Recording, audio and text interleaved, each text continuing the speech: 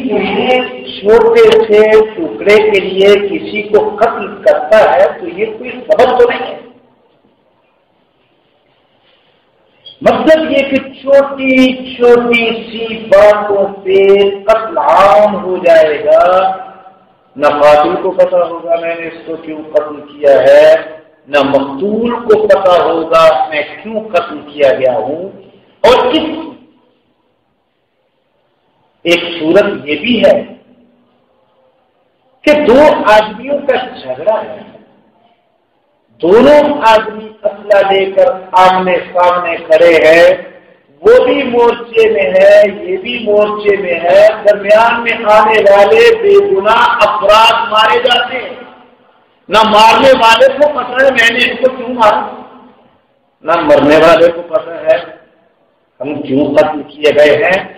تو حضور علیہ السلام نے فرمایا قتل عام ہوگا، صورتحال یہ ہوگی قاتل و مقتول دونوں جہنمی ہوں گے، اور نہ قاتل کو پتا ہوگا میں نے اس کو کیوں قتل کیا ہے، نہ مقتول کو پتا ہوگا میں کیوں قتل کیا گیا۔ اور حضور علیہ السلام نے فرمایا یاد رکھو کسی ایسے پرچم کے نیچے جنگ کرنے والا جس پرچم کے بارے میں اس کا حق یا باطل ہونا معلوم نہ ہو، اس پرچم کے نیچے مرنے والا جاہلیت کی موت مرے گا جہنم میں۔ جس پرچم کے بارے میں معلوم ہی نہیں، واقعی نہیں یہ حق کا پرچم ہے یا باطل کا، اسلام کا پرچم ہے کہ کفر کا پرچم ہے، ظالم کا پرچم ہے کہ مظلوم کا پرچم ہے، فرمایا یاد رکھو ایسے پرچم کے نیچے جنگ کرنے والا جس پرچم کے حق اور باطل ہونے کا علم نہ ہو، اس پرچم کے نیچے مرنے والا جاہلیت کی موت کرے گا، جاہلیت کی موت کرے گا۔ پھر فرمایا سن لو، عصبیت کی دعوت دینے والا، عصبیت کی بنیاد پہ غصہ کرنے والا، عصبیت کی مدد کرنے والا، عصبیت کے لیے جنگ کرنے والا، اگر اس جنگ میں مارا گیا تو وہ بھی جاہلیت کی موت ہے۔ صحابہ نے پوچھا یا رسول اللہ صلی اللہ علیہ وسلم عصبیت کیا ہے؟ کہ آپ نے جو فرمایا عصبیت کی دعوت دینے والا بھی جہنمی جاہل، عصبیت کی مدد کرنے والا بھی جاہل، عصبیت کے لیے غصہ کرنے والا بھی جاہلیت کی موت مرے گا، یا رسول اللہ صلی اللہ علیہ وسلم وہ عصبیت ہے کیا؟ اس عصبیت کی تعریف کیا ہے؟ حضور علیہ السلام نے فرمایا ظلم کے اندر اپنی قوم کا ساتھ دینا اور اس کی مدد کرنا، جانتا ہے میری قوم ظالم ہے، جانتا ہے میری قوم، میرا قبیلہ، میری برادری غلطی پر ہے، برادری غلطی پر ہے، اس غلطی میں بھی اس کے ساتھ تعاون کرتا ہے، قبیلہ باطل پر ہے پھر بھی اس کی مدد کرتا ہے، قوم ظلم کر رہی ہے پھر بھی اس کی مدد کرتا ہے۔ فرمایا یہ ہے عصبیت، اور عصبیت کی دعوت دینے والا، دوسرے لفظوں میں صاف کہہ دوں، نظریے کی بنیاد پہ نہیں، جغرافیے کی بنیاد پہ، خطے کی بنیاد پہ اپنے آپ کو ایک قوم سمجھنے والا،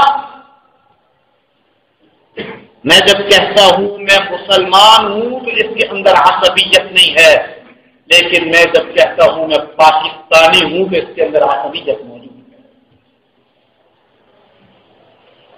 میں جب کہتا ہوں میں پہلے پنجابی ہوں تو اس کے اندر عصبیت موجود ہے. میں جب دعویٰ کرتا ہوں میں پہلے پٹھان ہوں تو اس کے اندر عصبیت موجود ہے. میں جب دعویٰ کرتا ہوں میں پہلے سندھی ہوں تو اس کے اندر عصبیت موجود ہے. نظریے کی بنیاد پہ نہیں، لسانیت کی بنیاد پہ، جغرافیے کی بنیاد پہ، خطے کی بنیاد پہ، علاقے کی بنیاد پہ اپنے آپ کو ایک قوم ظاہر کرے اور پھر اس کے ظلم کے اندر شریک ہو جائے. فرمایا یہ ہے عصبیت. ایک مسلمان کی حیثیت سے نہیں، پاکستانی کی حیثیت سے سوچے. ایک مسلمان کی حیثیت سے نہیں، مصری کی بنیاد پہ سوچے، شامی کی بنیاد پہ سوچے، سعودی کی بنیاد پہ سوچے، عراقی کی بنیاد پہ سوچے، ایرانی کی بنیاد پہ سوچے. فرمایا یہ عصبیت ہے، اور عصبیت کے اندر اپنے قوم کا ظلم کے اندر ساتھ دے کر مرنے والا جہنمی ہے، اس نے جاہلیت کی موت کر دی ہے. حضور علیہ السلام نے فرمایا قیامت نہیں آئے گی جب تک کہ تمہاری سوسائٹی کے اندر ظلم عام نہیں ہو جائے گا. 12ویں نشانی حضور علیہ السلام نے بیان فرمایا فتنے عام ہو گئے، فتنوں کا ظہور ہوگا. فتنے اس قدر پھیل جائیں گے آدمی کو اپنا ایمان بچانا مشکل ہوگا. صبح کو آدمی مومن ہوگا تو شام کو کافر ہوگا، شام کو مومن ہوگا تو صبح کو کافر ہوگا. ہر طرف فتنے، عقائد کے فتنے ہوں گے. کوئی تمہیں مرزائیت کی طرف کھینچے گا، کوئی تمہیں رافضیت کی طرف کھینچے گا، کوئی تمہیں خارجیت کی طرف کھینچے گا، کوئی انکار حدیث کی طرف کھینچے گا.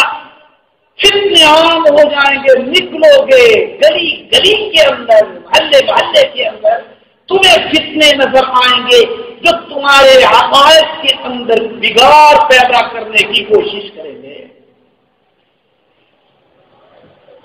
اور اگر ان عقائد کے فتنوں سے بچو گے تو آگے معیشت کا فتنہ منہ کھولے تمہارے سامنے کھڑا ہوگا، جو تمہارے دل و دماغ کے اندر یہ بات ڈال دے گا رشوت کے بغیر گھر کا خرچہ نہیں چلتا، سود کے بغیر میں کوٹھی نہیں بنا سکتا، کرپشن کے بغیر میں اپنے مالی حالات کو بہتر نہیں کر سکتا. اگر عقائد کے فتنوں سے بچو گے آگے معیشت کا فتنہ منہ کھولے کھڑا ہوگا. اور اگر اس سے بھی بچو گے آگے تمہارے سامنے اخلاق اور معاشرت کا فتنہ کھڑا ہوگا. جس روڈ پہ جاؤ گے برہنہ تصویریں ہوں گی، بڑے بڑے برہنہ تصویروں کے بورڈ ہوں گے. جہاں جاؤ گے تمہیں عریانیت نظر آئے گی، جدھر جاؤ گے بے حیائی عام ہوگی، بے پردگی عام ہوگی. عقائد کے فتنوں سے بچو گے معیشت کے فتنے میں مبتلا ہو جاؤ گے. معیشت کے فتنے سے بچو گے اخلاقیات کے فتنے میں، معاشرت کے فتنے میں مبتلا ہو جاؤ گے. پھر تمہارے دل و دماغ کے اندر ایک بات آ جائے گی، ٹی وی کے بغیر تو گھر مکمل نہیں ہوتا، وی سی آر کے بغیر ٹی وی مکمل نہیں ہوتا. پھر تمہارے دل و دماغ کے اندر یہ بات آئے گی، تم اس اخلاقی فتنے کے اندر مبتلا ہو جاؤ گے. اور اگر اس اخلاقی فتنے سے بھی بچ کے نکلو گے آگے حکومتی فتنہ، لا قانونیت کے ساتھ منہ کھولے تمہارے سامنے کھڑا ہوگا. تمہاری سوسائٹی کے اندر جنگل کا قانون ہوگا, لا قانونیت ہوگی. تمہارے سامنے حکومت کے فتنے کھڑے ہوں گے, لا قانونیت کے فتنے کھڑے ہوں گے. نہ کسی کی عزت محفوظ ہوگی, نہ کسی کی آبرو محفوظ ہوگی, نہ کسی کی جان محفوظ ہوگی, نہ کسی کا مال محفوظ ہوگا. اور اگر اس فتنے کو بھی کراس کر جاؤ تو آگے عدالتی فتنے کھڑے ہوں گے. عدالتوں میں تمہیں انصاف نہیں ملے گا. کس فتنے سے کریں گے؟ فرمایا وقت آ جائے گا فتنے تمہارے لیے منہ کھولے کھڑے ہوں گے. اندھیری رات کی طرح فتنے پھیل جائیں گے. صبح کو آدمی مومن ہوگا تو شام کو کافر, شام کو مومن ہوگا تو صبح کو کافر. باہر باتیں نہیں کریں.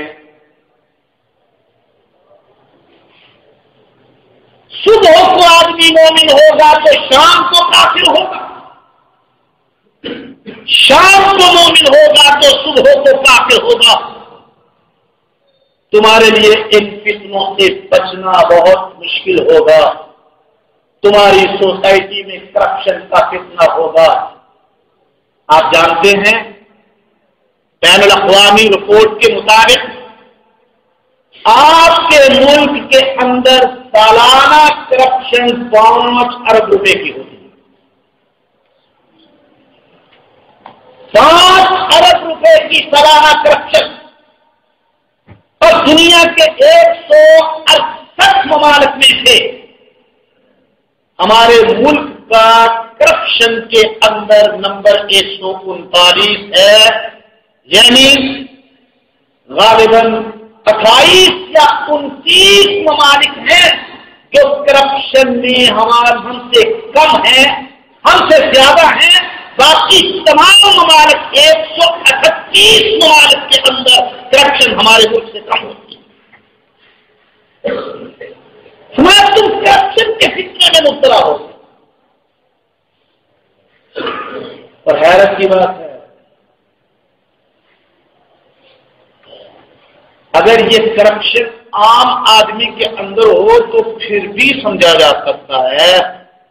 جس ملک کا سربراہ مملکت کرپشن کے ریکارڈ توڑ چکا ہو,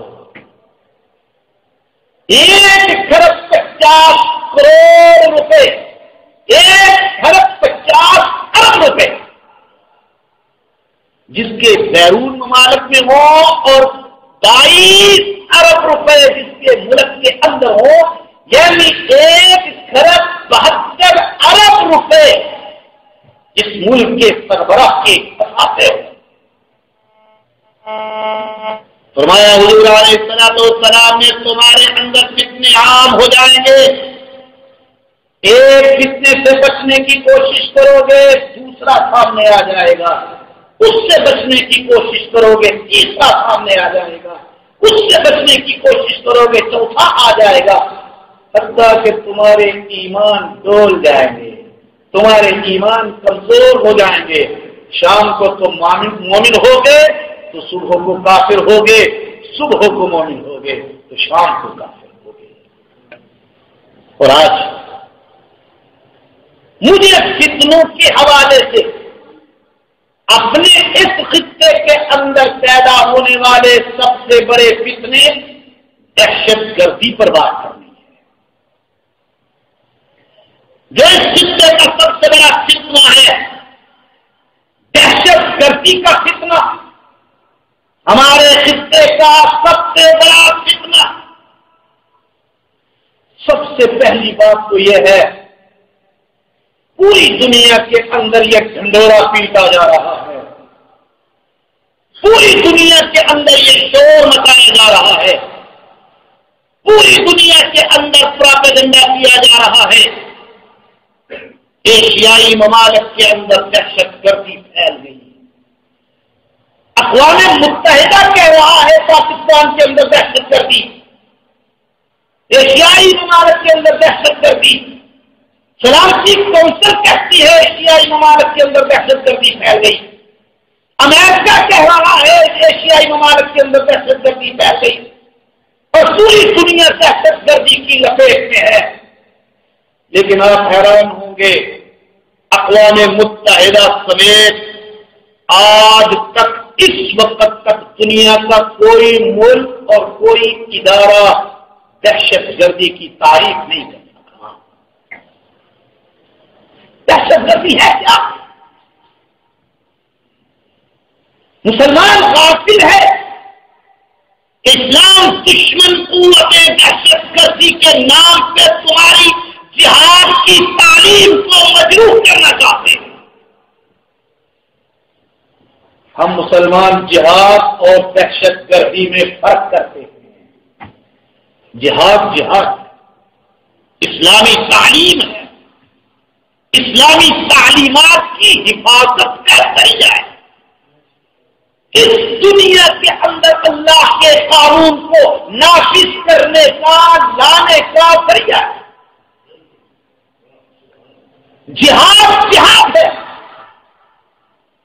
لیکن مسلمان اس قدر غفلت کی نیند سو رہا ہے کہ دہشت گردی کے نام سے اس کے عقیدہ جہاد کو، اس کی تعلیم جہاد کو مجروح کرنے کی کوشش کی جا رہی ہے.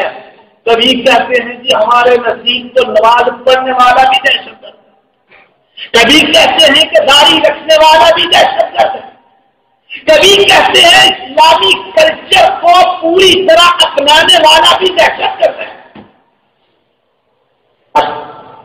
آپ نے کبھی یہ کہا کہ گرجے کے اندر جا کے عبادت کرنے والا دہشت گرد ہے؟ آپ نے کبھی کہا مندر کے اندر جا کے عبادت کرنے والا دہشت گرد ہے؟ لیکن یہ چرچا عام کیا جا رہا ہے، مساجد کے اندر نماز پڑھنے کی پابندی کرنے والے بھی دہشت گرد. دوسرے لفظوں میں کہہ دوں تمہاری نماز بھی خودکش حملے کی جہت ہے، تمہاری داڑھی بھی کلاشنکوف ہے. کہا جا رہا ہے کہ داڑھی رکھنا بھی دہشت گردی ہے. سب سے پہلا مسئلہ یہ ہے کہ دہشت گردی اور جہاد میں ہمیں فرق کرنا ہے. میں دو لفظوں میں کہتا ہوں، فلسطینی جو جنگ لڑ رہے ہیں دہشت گردی نہیں جہاد ہے. کشمیر کا مسلمان جو جنگ لڑ رہا ہے دہشت گردی نہیں جہاد ہے. عراق کا مسلمان جو جنگ لڑ رہا ہے دہشت گردی نہیں جہاد ہے. افغانستان کا مسلمان جو جنگ لڑ رہا ہے وہ دہشت گردی نہیں جہاد ہے. سب کو ایک ہی لپیٹ میں مت لو. جہاد ہے، دہشت گردی ہے. اور اس وقت ہمارے ملک کے اندر جو دہشت گردی کی ایک فضا پھیلی ہوئی ہے، اس کے بارے میں ہمارے ملک کے اندر مختلف طبقات کے مختلف نظریات. فیصلہ آپ نے کرنا ہے. میں پورے ملک میں گھومتا ہوں، پورے ملک کے اندر پبلک کے افراد ہوں یا خاص افراد، وہ موجودہ دہشت گردی کی لہر کے بارے میں مختلف نظریہ رکھتے ہیں. پہلا نظریہ جو دہشت گردی کے حوالے سے پورے ملک کے میڈیا کے ذریعے، حکومت کے ذریعے عام کیا جا رہا ہے کہ افغانستان کے طالبان اور پاکستان کے طالبان دونوں ایک ہیں، اور اس ملک کے اندر جو دہشت گردی کی وارداتیں ہو رہی ہیں ان کے پیچھے افغانستان کے طالبان. حالانکہ امیر المؤمنین اللہ عمر مجاہد خداوند کائنات اس کا سایہ صالح ہمارے گھروں خداوند کائنات اس مرد قلندر کو ہر شر اور فتنے سے محفوظ فرمائے.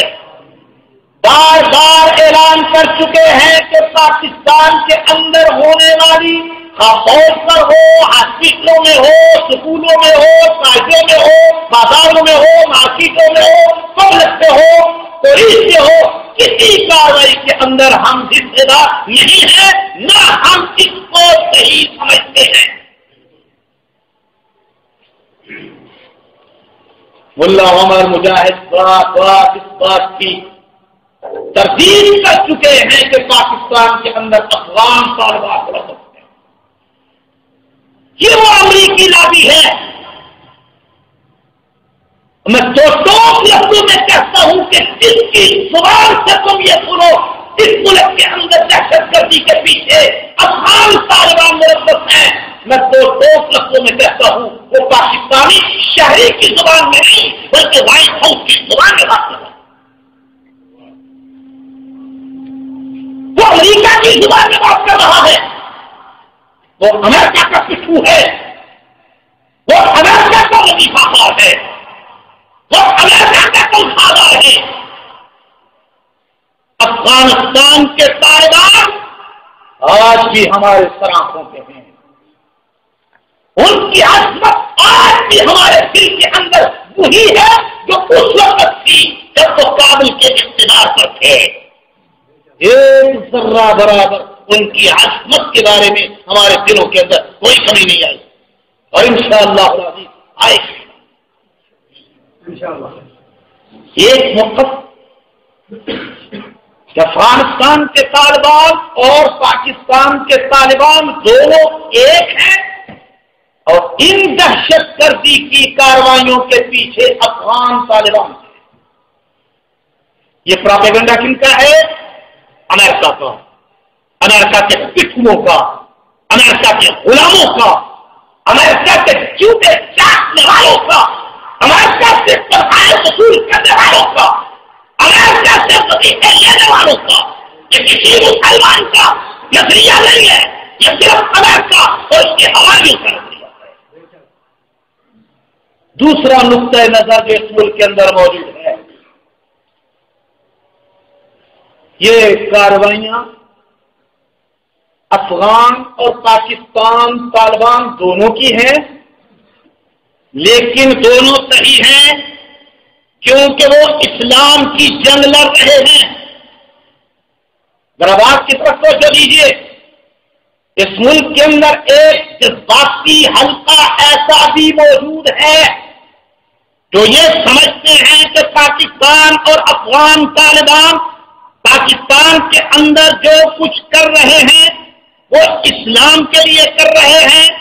یہ دہشت گردی نہیں، یہ فضائی حملے ہیں اور یہ درست ہے. ہمارا یہ موقف بھی نہیں. ہم پاکستان کے اندر ہونے والی کارروائیوں کو فضائی حملے نہیں دہشت گردی قرار دیتے ہیں. کیا ہے؟ افغانستان کے اندر کیا ہے؟ فضائی حملے. عراق کے اندر فضائی حملے ہیں، فلسطین کے اندر فضائی حملے ہیں، کشمیر کے اندر فضائی حملے ہیں، اور پاکستان کے اندر جو کچھ ہو رہا ہے یہ دہشت گردی ہے. یہ دوسرا موقف ہے جو چند جذباتی قسم کے لوگوں کا ہے. یہ موقف ان کا ہے جنہوں نے طالبان کی حکومت کا عمل بھی دیکھا ہے، طالبان کی حکومت کا اسلام بھی دیکھا ہے، طالبان کی حکومت کے دوران جان مال عزت آبرو کی حفاظت بھی دیکھی ہے، اور پاکستان کے اندر کرپشن بھی دیکھی ہے، پاکستان کے اندر ناقانونیت بھی دیکھ رہے ہیں، پاکستان کے اندر جان مال عزت آبرو کو سرے عام نیلام ہوتا لٹتا ہوا بھی دیکھ رہے ہیں، پاکستانی عدالت کے ظلم کے فیصلے ہوتے ہوئے بھی دیکھ رہے ہیں. یہ دو منظر ہیں ان کے سامنے جس کی بنیاد پہ وہ یہ سمجھتے ہیں کہ جو کچھ ہو رہا ہے درست ہو رہا ہے. دو ملکوں کا قانون ان کے سامنے ہے. انہوں نے افغانستان کے اندر طالبان کے دور میں امن دیکھا ہے، عزت کی حفاظت دیکھی ہے، اور باقاعدگی کے ساتھ یہاں جمعہ پڑھنے والے حضرات کو معلوم ہوگا، میں نے کئی دفعہ یہ بات عرض کی کہ جب طالبان کی حکومت تھی افغانستان میں، وہاں کا امن، وہاں کا قانون، وہاں کا انصاف اس قدر پوری دنیا تسلیم کرتی تھی کہ پاکستان کی سکھ ہندو فیڈریشن نے باقاعدہ پریس کانفرنس کے ذریعے حکومت پاکستان سے مطالبہ کیا تھا جیسا اسلام طالبان نے افغانستان کو دیا ہے حکومت پاکستان کو بھی دے۔ میرے پاس ریکارڈ موجود ہے۔ یہ مطالبہ کس کا ہے؟ پاکستان کے مسلمانوں کا نہیں، سکھوں کا، ہندوؤں کا۔ سکھ ہندو فیڈریشن یہ مطالبہ کر رہی تھی اس وقت جیسا اسلام طالبان نے افغانستان کو دیا ہے، اور پھر انہوں نے عجیب انکشاف کیے کہ طالبان حکومت سے پہلے ہم ہندوؤں اور سکھوں کی نہ عزتیں محفوظ تھیں، نہ جانے نہ مال۔ افغانستان کے اندر پہلا موقع آیا ہے جہاں اقلیتوں اور غیر مسلموں کو بھی ان کی عزت و آبرو کو بھی وہی تحفظ ملا ہے جو باقی پبلک کو ملا ہے۔ اب تیسرا نقطۂ نظر کہ افغانستان کے طالبان تو اس میں ملوث نہیں، ان کو تو نکال دو۔ پاکستان کے طالبان اس میں ملوث ہیں، البتہ ان کے پیچھے دینی مدارس اور مذہبی قوتیں ہیں۔ وہ دینی مدارس اور مذہبی قوتیں ان طالبان کو منظم کر رہی ہیں، ان کو افراد فراہم کر رہی ہے۔ یہ نقطۂ نظر پاکستان کی وفاقی کابینہ کے بعد وزراء کا ہے، اور اس میں سرے فہرست دو لفظوں میں کہتا ہوں، اس میں سرے فہرست موقف ہے پاکستان کے سب سے بڑے دہشت گرد مفتی اعظم الطاف حسین۔ جو ایک سیاسی لیڈر سے آگے بڑھ کے آج ایک مفتی اعظم بھی بن گیا ہے، جو فتویٰ دے رہا ہے ان علماء کے پیچھے نمازیں نہ پڑھو، ان کا بائیکاٹ کرو۔ حیرت ہوتی ہے ایک وہ شخص جو نہ پبلک کا سامنا کرنے کی ہمت رکھتا ہے نہ قانون کا سامنا کرنے کی، جو ملک سے نکلا ہی دہشت گردی کی وجہ سے، جس نے کراچی کو دہشت گردی کا مرکز بنایا، آج وہ کہہ رہا ہے کہ ان پاکستانی طالبان کے پیچھے دینی مدارس کا ہاتھ ہے۔ آج وہ کہہ رہا ہے کہ پاکستانی طالبان کے پیچھے مذہبی قوتوں کا ہاتھ ہے اور ان مولویوں کا بائیکاٹ کرو، ان کے پیچھے نماز نہ پڑھو۔ میں دو ٹوک لفظوں میں کہتا ہوں، اپنی بات نہیں کرتا، حکومتی ادارے اسلام آباد، جنوبی پنجاب، صوبہ سرحد اور کراچی کے اندر، حتیٰ کہ شمالی پنجاب کے بعض علاقوں میں بھی سینکڑوں دینی مدارس سے چھاپے مار کے آج تک ان میں سے ایک پسٹل برآمد نہیں کر۔ یہ حکومت کی رپورٹ ہے، یہ وزیر داخلہ کی رپورٹ ہے۔ جنوبی پنجاب کے مدارس چھان مارے، ایک پسٹل بھی نہیں، کسی مقام پہ آثار نہیں پائے گئے کہ جہاں دہشت گردی کی تربیت دی جاتی ہے۔ کراچی کے مدارس میں چھاپے مارے گئے، اسلام آباد کے مدارس میں چھاپے مارے گئے، لیکن آج تک ان مدارس میں سے ایک پسٹل بھی برآمد نہیں ہو سکا۔ پھر کیسے دعویٰ کرتے ہو ان دہشت گردی کے مراکز کے دینی ادارے ہیں؟ یہ دینی مدارس ہیں، یہ مذہبی قوتیں ہیں، اور پاکستان کے اندر دانشوروں کا ایک حلقہ ایسا بھی ہے۔ یہ چوتھا موقف ہے۔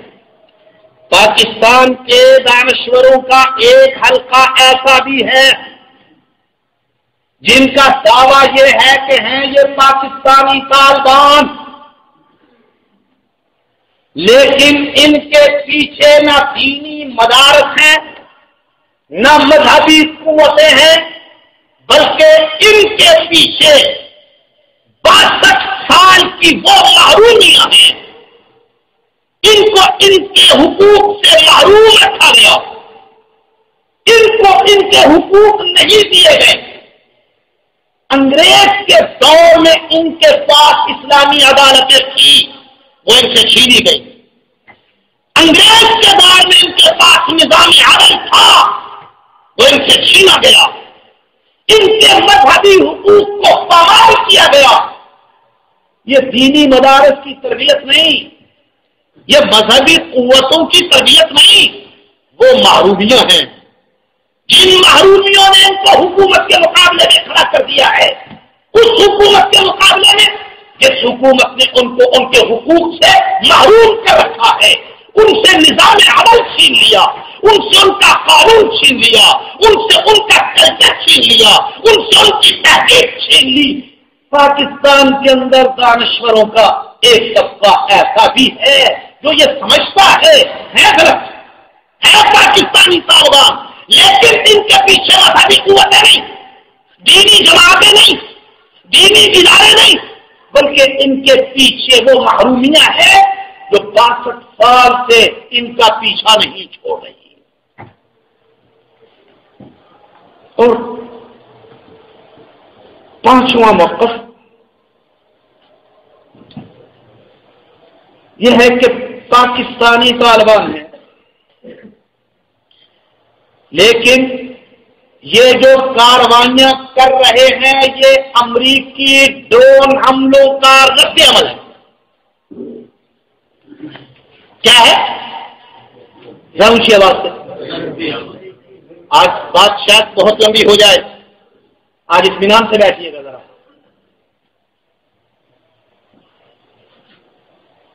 پانچواں نقطہ نظر یہ ہے یہ طالبان ہی پاکستانی طالبان، لیکن ان کی کارروائیاں امریکہ کے ڈرون حملوں کا رد عمل ہے کہ پاکستانی حکومت گزشتہ 9 سالوں سے امریکی اتحادی کی حیثیت سے نہ افغانستان کے مسلمانوں کو معاف کر رہی ہے، نہ پاکستان کے مسلمانوں کو معاف کر رہی ہے۔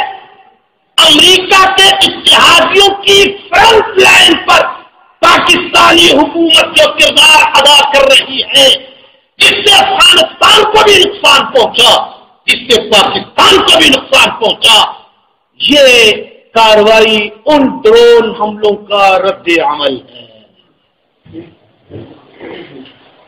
ایک طبقہ ایسا بھی ہے، یہ پانچواں موقف ہے کہ پاکستان کے اندر یہ دہشت گردی کی کارروائیاں امریکی ڈرون حملوں کا رد عمل، کیونکہ پاکستان امریکہ کے ساتھ دہشت گردی کے نام سے کی جانے والی جنگ میں فرنٹ لائن پہ کھڑا ہے۔ اور حیرت کی بات ہے وہ آج بھی اپنی اسی حد درمی، اسی ضد پہ قائم ہے کہ یہ لڑائی امریکہ کی نہیں ہماری ہے۔ پاکستانی حکومت آج بھی اسی حد درمی پہ قائم ہے، آج بھی اسی ضد پہ قائم ہے، یہ امریکہ کی نہیں۔ میں سوات آپریشن کرتا ہوں تو امریکہ کے لیے نہیں، اپنی جگہ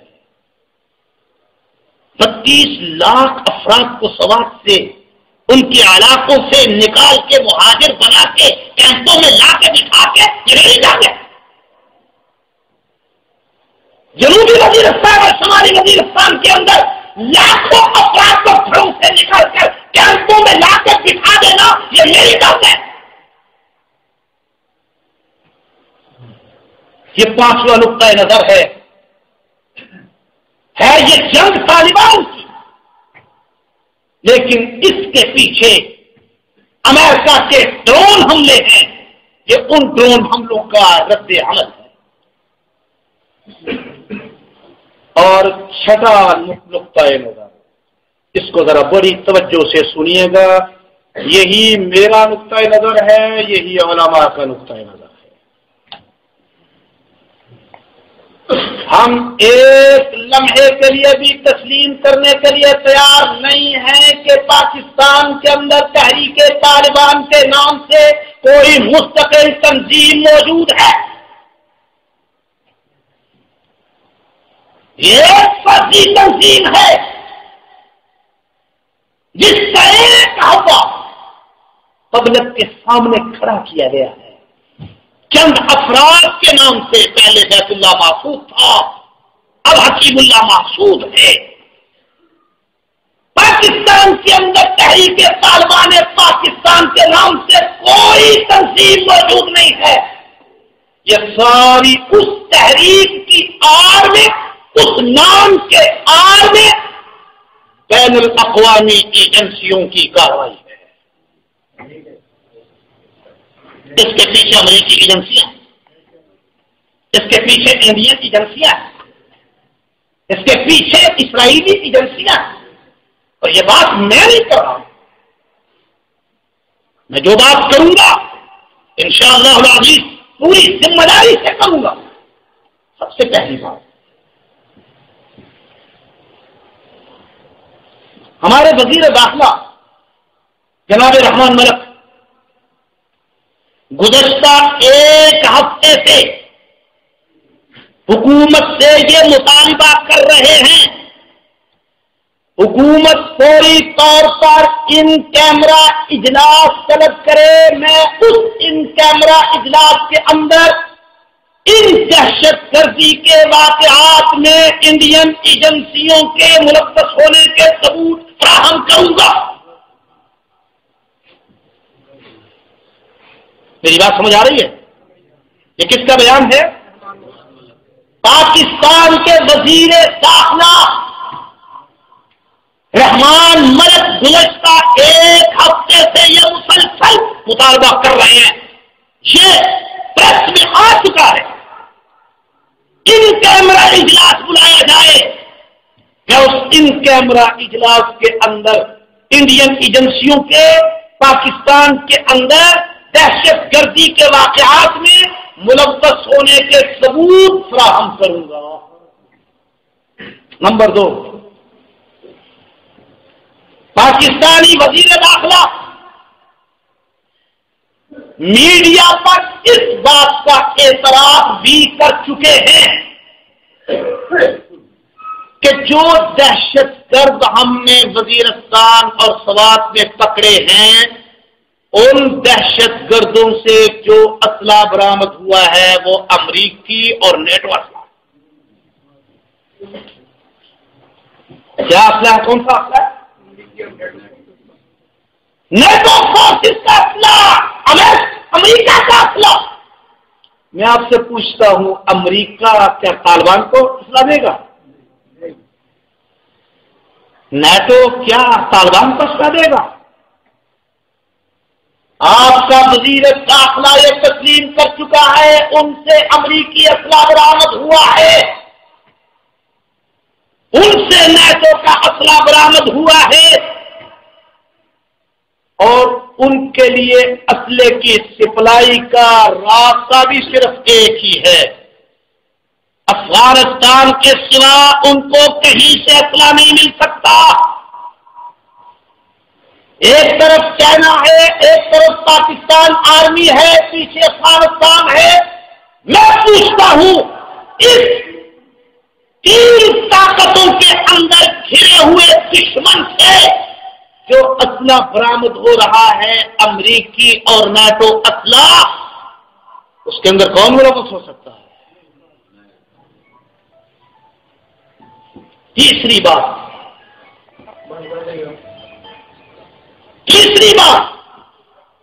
وزیر داخلہ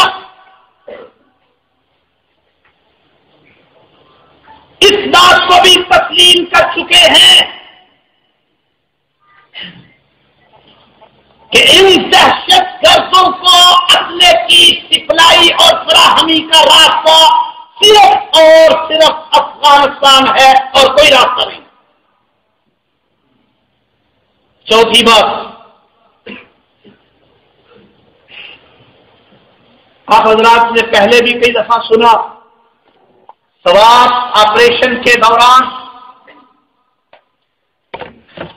وزیر داخلہ، اس وقت کے وزیر داخلہ آفتاب چیتاؤ، ان کے بیان کے مطابق سوات آپریشن کے دوران جو دہشت گرد گرفتار ہوئے وہ غیر مختون تھے، ان کے ختمے نہیں ہوئے.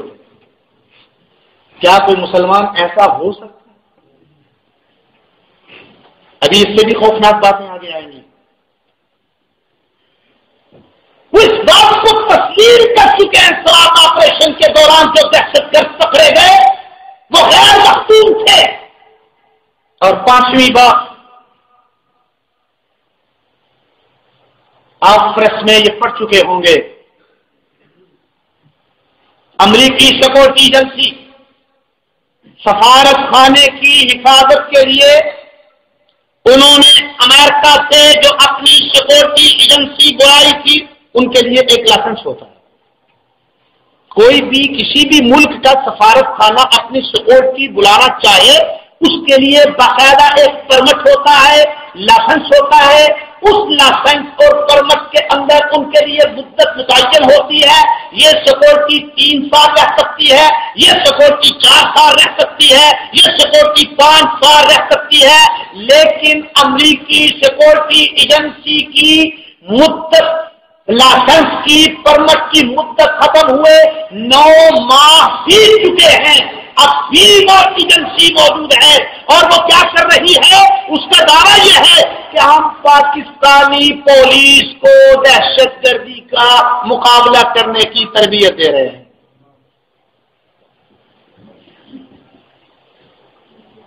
سوال یہ ہے کہ 9 ماہ بیت چکے، پرمٹ ختم ہوئے، لائسنس کی مدت ختم ہوئے، کیوں موجود ہے وہ ایجنسی اب تک پاکستان کے اندر؟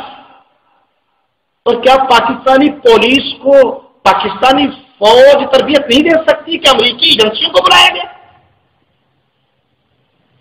اور چھٹی بات، اب پورا ملک اس بات سے متفق ہو چکا ہے کہ پاکستان کے اندر امریکہ کی وہ غنڈہ گرد نیم سرکاری ایجنسی بلیک واٹر موجود ہے. اور اس ملک کے اندر اب تک میری معلومات کے مطابق 3 ناموں سے کام کر رہی ہے. اسلام آباد کے اندر زی کے نام سے، پنجاب کے اندر ایس سی کے نام سے، اور صوبہ سرحد کے اندر بی این سرحد کے نام سے. میں خود ان کے دفاتر دیکھ کے آیا ہوں. میں گزشتہ ہفتے مانسیرے میں تھا. یہ بلیک واٹر زی کے نام سے، ایس سی کے نام سے، بی ایم سرحد کے نام سے پورے ملک کے اندر پھیلی ہوئی ہے. اور ہمارے ملک کے وزیر داخلہ، وزیر خارجہ، وزیر اعظم اب تک یہی بیان دیے جا رہے ہیں یہاں بلیک واٹر کا کوئی وجود نہیں، بلیک واٹر کا کوئی وجود نہیں، بلیک واٹر کا کوئی وجود نہیں. اور تازہ ترین جو اطلاعات پرسوں بدھ کے دن، ہم جو یہ کہتے ہیں نا، ذرا اس بات کو پھر دوہرا دوں، اس کے پیچھے طالبان نہیں ہے، پاکستانی طالبان بھی نہیں ہے. طالبان کے نام سے کوئی اور قوت کام کر رہی ہے، اور وہ قوت کون سی ہے؟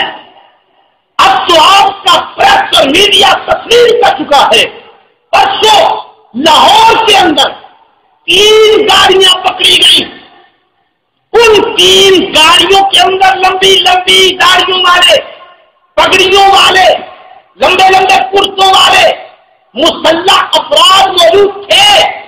ان گاڑیوں کو روکا گیا چیک پوسٹ پہ اور وہ یو شٹ اپ کہہ کے گزر گئے.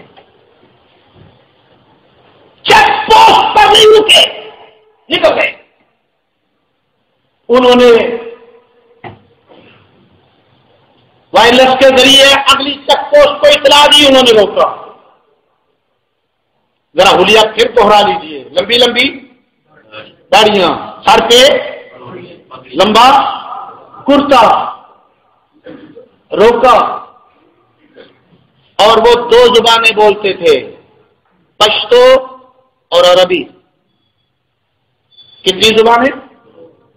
انہوں نے یہ تصور دینے کی کوشش کی کہ ہمیں پنجابی اردو نہیں آتا.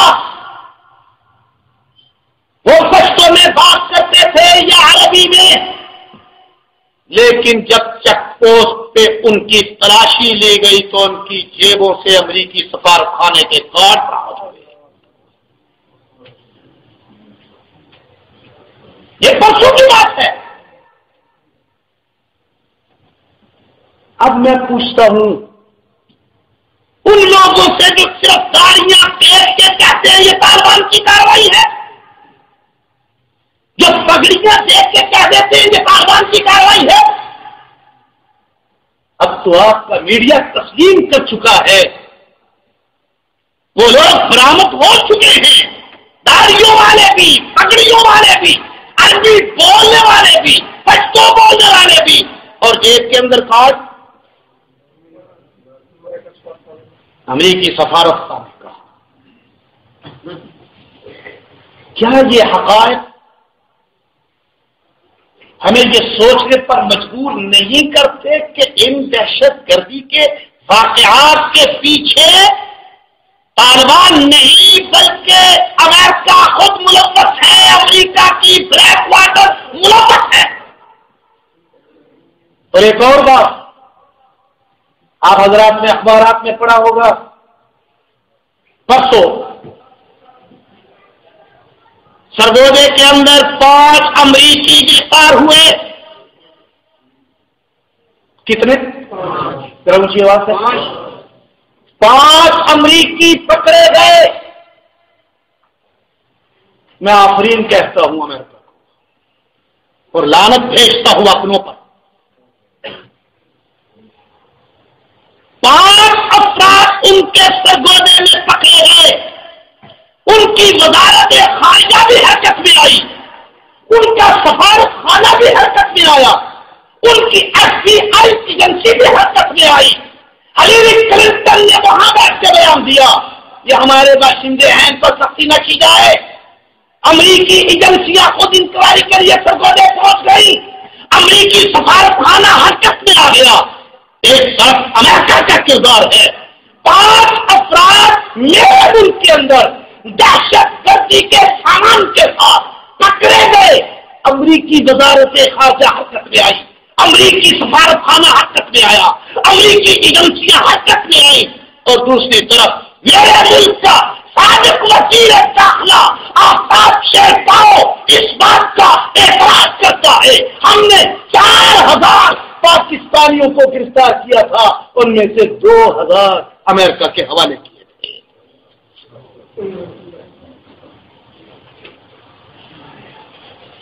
4000 گرفتار کیے تھے، ان میں سے 2000 امریکہ کے حوالے کیے. اور ہیومن رائٹس کی تنظیمیں اس وقت بھی اس بات پر مصر ہیں، وہ کہتی ہیں اس وقت بھی امریکہ دھوکہ دے رہا ہے، امریکہ فراڈ کر رہا ہے، امریکہ جھوٹ بول رہا ہے جو یہ کہتا ہے ہم نے گوانتانامو کی جیل کو بند کر دیا ہے. ہیومن رائٹس پاکستان کی تنظیمیں اب بھی اس بات پر منحصر ہیں کہ اس موجودہ حکومت کے دور میں بھی 20 کی تعداد میں افراد امریکہ کے حوالے کیے گئے ہیں جن کو گوانتانامو میں بھیجا گیا موجودہ گورنمنٹ کے. ہماری ہیومن رائٹس تنظیمیں اب بھی مصر ہیں.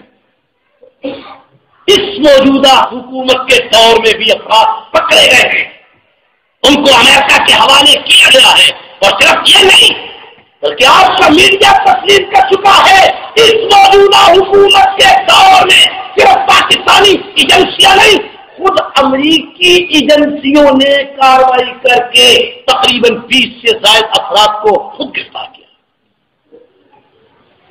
اور کیسے معلوم کہ دہشت گردی کے ان واقعات کے پیچھے طالبان ہے.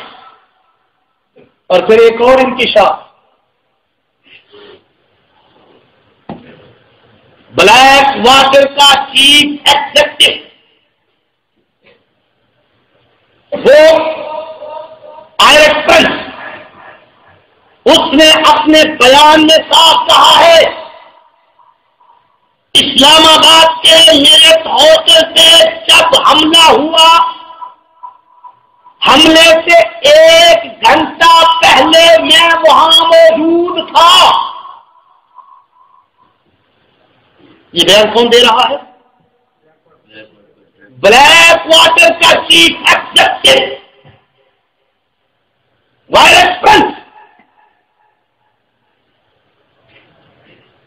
نیو یارک نیوز کے اندر بیان جاری کر رہا ہے کہ وہاں میں موجود تھا, 1 گھنٹہ پہلے میں وہاں سے نکلا ہوں, وہاں سے اپنے بیٹے کے پاس افغانستان گیا ہوں اور وہاں سے پھر میں امریکہ آیا ہوں. میں پوچھتا ہوں, بلیک واٹر کا چیف ایگزیکٹو کہتا ہے میں پاکستان کے اندر اس وقت بھی موجود تھا جب اسلام آباد کے میرے ہوٹل پہ حملہ ہوا تھا, دہشت گردی کی کارروائی ہوئی تھی. میرے ملک کا وزیر اعظم اب بھی کہتا ہے اس ملک کے اندر بلیک واٹر نام کی کوئی تنظیم موجود نہیں. میرے ملک کا وزیر داخلہ اب بھی مشکل ہے, پاکستان کے اندر بلیک واٹر کے نام سے کوئی تنظیم موجود نہیں ہے.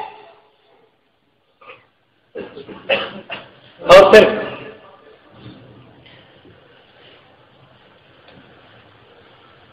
یہ بات بھی پریس سے متعلق رکھتی ہے. مشرف نے اپنے دور کے اندر امریکہ کو کچھ فوجی چھاونیاں اور فوجی اڈے دیے تھے جن کو بند کیا گیا تھا, گیٹ لگائے گئے تھے, کوئی پاکستانی اس گیٹ کے اندر نہیں جا سکتا.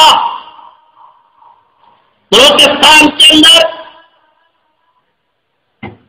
جو ان کو اڈے فراہم کیے گئے تھے جیسلمیر کے اور بعض دوسرے مقامات سے, پریس اس بات کی نشاندہی کرتا ہے کہ ان اڈوں کے ذریعے ہزاروں امریکی پاکستان کے اندر پھیلائے گئے ہیں.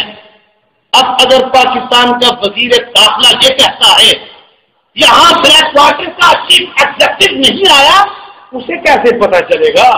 وہ تو آیا ہے اس اڈے سے جو اڈے سب نے ان کو فراہم کر رکھے ہیں, جن کے لیے کسی پاسپورٹ کی ضرورت نہیں ہے, جن کے لیے کسی ویزے کی ضرورت نہیں ہے. تم نے فراہم کیا, وہاں لوگ اترتے ہیں, ان کی ایجنسیوں کے افراد آتے ہیں, پورے ملک میں پھیل جاتے ہیں اور تم ہاتھ پہ ہاتھ دھرے بیٹھے. یہ ہماری اپنی جنگ ہے, یہ ہماری اپنی جنگ ہے, یہ ہماری اپنی جنگ ہے. اب تک تم ان خوش فہمیوں میں مبتلا ہو کہ یہ تمہاری اپنی جنگ ہے. یہ ہماری جنگ نہیں ہے, یہ امریکہ کی جنگ ہے, امریکہ کی جنگ ہے, امریکہ کی جنگ ہے. اور پھر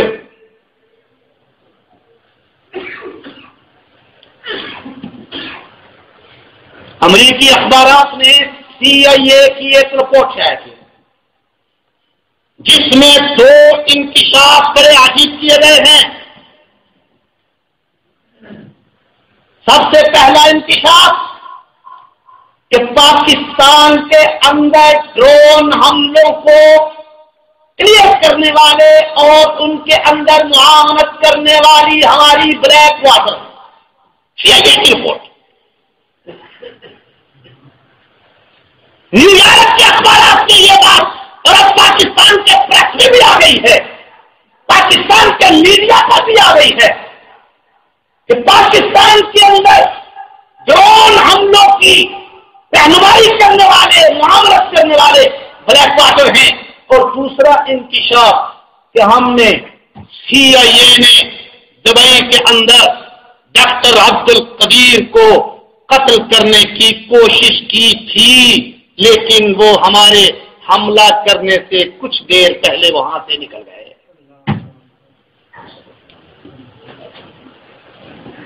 یہ امریکی CIA کی رپورٹ نیو یارک ٹائمز کے اندر شائع ہو چکی، پاکستانی میڈیا پر آ چکی۔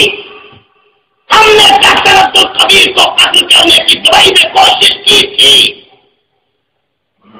اور ان کا یہ بھی کہنا ہے کہ پاکستانی ایجنسیاں خبردار تھیں شاید کہ وہ حملے سے کچھ دیر پہلے ہی ڈاکٹر عبد القدیر خان کو نکال کے لے گئے۔ کیا اس کے بعد بھی کوئی گنجائش باقی رہ جاتی ہے کہ ہم یہ کہیں کہ ہماری جنگ ہے؟ اور ایک وجہ بلیک واٹر کے امریکی ایجنسیوں کے ملوث ہونے کے لیے، میں نے عید کے اجتماع میں ایک بات کی تھی، ایک قرارداد پاس کرائی۔ ہمارے ملک کے اندر اس وقت دستور کے اندر ترامیم کرنے کے لیے ایک کمیٹی بیٹھی ہے، اور وہ کمیٹی کس بات پہ غور کر رہی ہے؟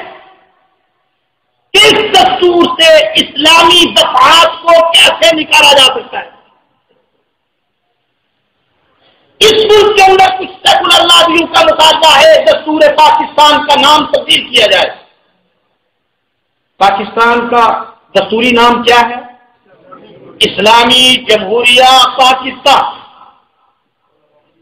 ان کا مطالبہ ہے یہ نام چینج کر کے عوامی جمہوریہ پاکستان رکھا جائے۔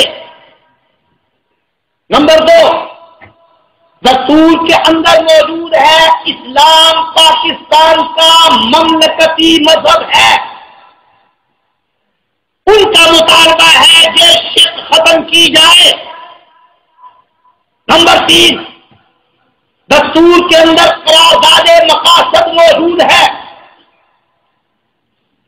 جو 85 کی اسمبلی سے پہلے دستور پاکستان کا دیپاچہ تھا، اور جنرل ضیاء الحق مرحوم نے اس کو دستور کا باقاعدہ حصہ بنایا، جس کے اندر یہ بات واضح کی گئی ہے کہ اس ملک کے اندر غیر اسلامی قانون سازی نہیں ہو سکتی۔ اب یہ ترمیم کرنے والی کمیٹی اس بات پہ غور کر رہی ہے کہ ہم اس قرارداد مقاصد کو یا تو دستور سے نکال دیں، اور یا پھر اسی طرح پہلے کی طرح دستور کا دیپاچہ بنا۔ چوتھی بات، دستور کے اندر موجود ہے کہ صدر مملکت کا مسلمان ہونا ضروری ہے۔ اب ہماری سرحد گورنمنٹ نے، نیشنل عوامی پارٹی نے یہ مطالبہ کر دیا ہے دستور سے یہ شرک ختم کی جائے، اور پاکستان کا صدر ہونے کے لیے مسلمان ہونے کی جو شرط ہے یہ ختم کی جائے۔ گویا پاکستان کا صدر عیسائی بھی ہو سکتا ہے، قادیانی بھی ہو سکتا ہے، ہندو بھی ہو سکتا ہے، سکھ بھی ہو سکتا ہے۔ انہوں نے باقاعدہ مطالبہ کر دیا ہے یہ شرط ختم کی جائے۔ میں دو ٹوک لفظوں میں کہتا ہوں کہ پاکستان کے اندر دہشت گردی کی یہ واقعات، یہ کاروائیاں بلیک واٹر امریکہ اس لیے کرا رہا ہے تاکہ مذہبی قوتوں کو خوف زدہ اور دہشت زدہ رکھ کے، عوام کو ان سے پسند کر کے، عوام کو ان سے دور رکھ کے وہ اپنی مرضی کی ترامیم کرا رہے، تاکہ علماء جس وقت کال دیں ان ترامیم کے خلاف تو اس وقت پبلک سے کہا جا سکے یہ تو دہشت گردوں کی کچھ پناہی کرنے والے ہیں۔ اور آخری بات کہتا ہوں، اس وقت علماء سے ایک مطالبہ کیا جا رہا ہے، اور پبلک بھی اس بات میں پریشان ہے کہ علماء فتویٰ کیوں نہیں دے رہے. دہشت گردی کے موجودہ واقعات کے بارے میں علماء فتویٰ کیوں نہیں دے رہے؟ وفاقی حکومت کا پروپیگنڈا بھی یہی ہے، سندھ حکومت کا پروپیگنڈا بھی یہی ہے کہ علماء دہشت گردی کے ان واقعات کے خلاف فتویٰ اس لیے نہیں دے رہے کہ یہ خود اس کی پشتراہی کر رہے ہیں. حالانکہ بات یہ نہیں، علماء کا فتویٰ آج سے 1.5 سال پہلے جاری ہو چکا ہے، جس میں تمام مقاصد ذکر کے علماء شامل ہیں. ان میں دیوبندی علماء بھی ہیں، بریلوی علماء بھی ہیں، اہل حدیث علماء بھی ہیں، شیعہ علماء بھی ہیں، جماعت اسلامی کے علماء بھی ہیں، پاکستان کے تمام مقاصد ذکر کے علماء 1.5 سال پہلے یہ فتویٰ دے چکے ہیں کہ یہ کاروائیاں غلط ہیں.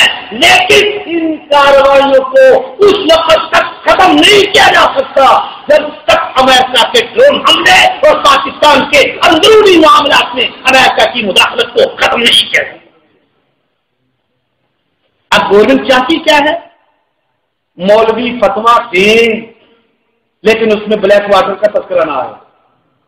مولوی فتویٰ دیں لیکن اس میں امریکہ کے ڈرون حملوں کا تذکرہ نہ آئے. مولوی فتویٰ دیں لیکن اس کے اندر افغانستان عراق کی جہادی تنظیموں کا حوالہ نہ آئے. مولوی فتویٰ دیں لیکن اس کے اندر پاکستانی گورنمنٹ کے امریکہ کے اس دہشت گردی کے نام سے جنگ کے فرنٹ لائن پہ ہونے کا تذکرہ نہ آئے. آپ کا کیا خیال ہے؟ مولوی کو ایسا فتویٰ دینا چاہیے؟ جی ذرا اونچی آواز سے اور اونچی آواز سے. ہم فتویٰ دیتے ہیں یہ دہشت گردی کی کاروائیاں غلط ہیں، لیکن ہم یہ فتویٰ بھی دیتے ہیں پاکستان کے اندر امریکہ کے ڈرون حملے بھی غلط ہیں، پاکستان کے اندر بلیک واٹر کی کاروائیاں بھی غلط ہیں، پاکستان کا امریکی اتحاد کے اندر فرنٹ لائن پہ کھڑا ہونا بھی غلط ہے. یہی علماء کا فتویٰ ہے اور یہی ہماری نظام. اسی پہ ہم صاف کرتے ہیں اور تو ٹوک لفظوں میں کہتا ہوں جب تک علماء کے اس مکمل فتوے سے تم عمل پیرا نہیں ہوتے اس وقت تک امریکہ تمہارا پیچھا نہیں چھوڑے گا. وآخر دعوانا الحمدللہ.